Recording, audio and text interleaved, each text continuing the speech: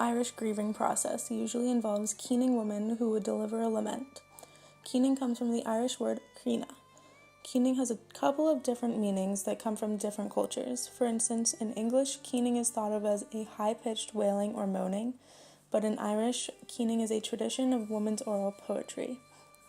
The keening woman delivers the lament, which is typically a rhythmic poem, song, or utterance that acts as praise and a direct address to the dead. The women who give the lament sometimes also act as grief counselors to the people who are mourning the dead. These laments also provide a space for women to discuss their relationships. Unfortunately, the keening tradition has since died out, but there are still written documentations of the laments that help to preserve the oral tradition of keening. One of the best known examples of a keening is the Lament for Art O'Leary, written by his wife Eileen O'Connell. Art O'Leary of County Cork was born in the mid-1740s. He married Eileen O'Connell in 1767. O'Connell came from a prominent family, and the lament that she wrote following her husband's death secured her own importance as well. However, her family did not approve of the marriage, so she had to flee her home to be with O'Leary. He served as a captain in the Austrian army and would typically wear his ostentatious uniform whenever he returned home. However, this was not the only trait that brought attention to O'Leary. In addition to his flashy wardrobe, O'Leary was a Catholic in the time that the penal laws were in place. The Catholic penal laws imposed fines and severe punishment for practicing Catholics in Britain and Ireland. Though there are different variations of the story, it is generally understood that O'Leary was murdered because of his Catholic identity. According to the Book of Irish Writers, O'Leary did not get along with the local magistrate Abraham Morris, and Morris claimed that O'Leary tried to attack him after he offered to buy his horse for a mere £5. In accordance with the penal laws, Catholics were not allowed to own a horse worth more than £5, though O'Leary's horse would have been worth much more. An argument ensued, and it is said that Morris ordered the murder of O'Leary. O'Leary was shot and killed on May 4th, 1773. His death, of course, resulted in the writing of the famous lament by his wife, Eileen O'Connell. Many mark O'Leary's death as a historical turning point, and perhaps even the beginning of the Catholic emancipation as well. In the years following O'Leary's murder, the Catholic relief bills were released, which eventually led to the Catholic emancipation movement. Eileen O'Connell's nephew, Daniel O'Connell, was famous for leading the emancipation movement. Written by Art O'Leary's wife, Eileen O'Connell, the Lament of Art O'Leary tells the story of O'Connell's relationship with O'Leary.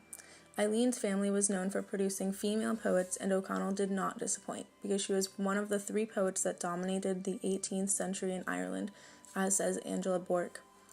Laments usually follow the stages of the grieving process: denial, anger, bargaining, sadness, and acceptance. O'Connell follows the typical outline in her lament for her late husband.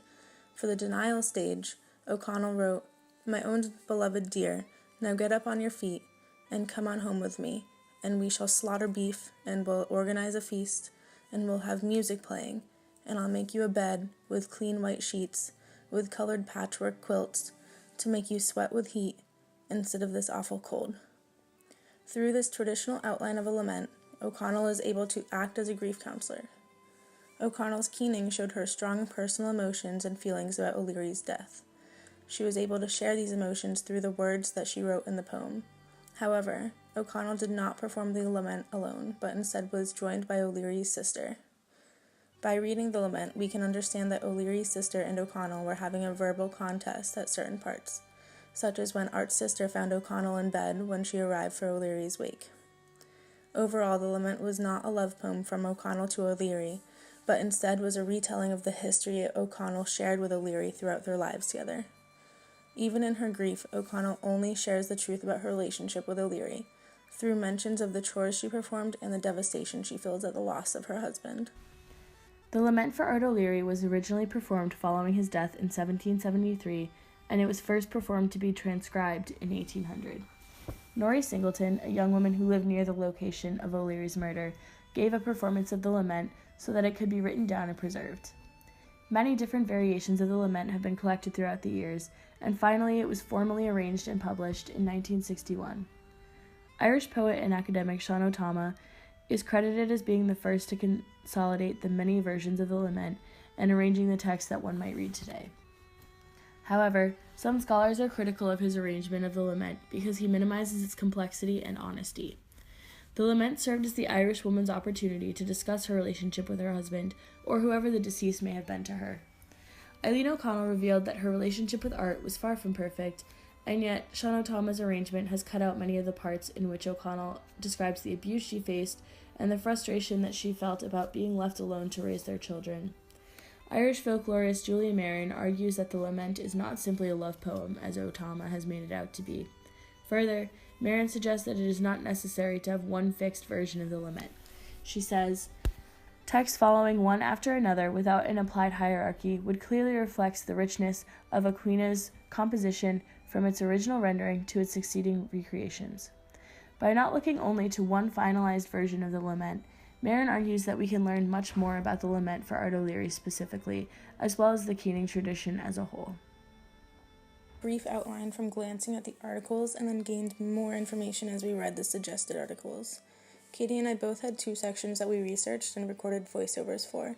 I did the traditional Irish grieving process and the lament for Art O'Leary, but we both helped each other when finding pictures and information. It was challenging to find a video of someone speaking the lament, and we made decisions about what information we should and shouldn't use so that the video wasn't too long or had too much information. I wouldn't have known anything about the lament for Art O'Leary without having done this video project. I really enjoyed doing this assignment. As a sociology and anthropology major, I think it's really interesting to see how people from different cultures approach facets of life differently, death being one of them. And I think the Keating tradition especially is really interesting because it's something that's so different from anything that I've ever experienced before.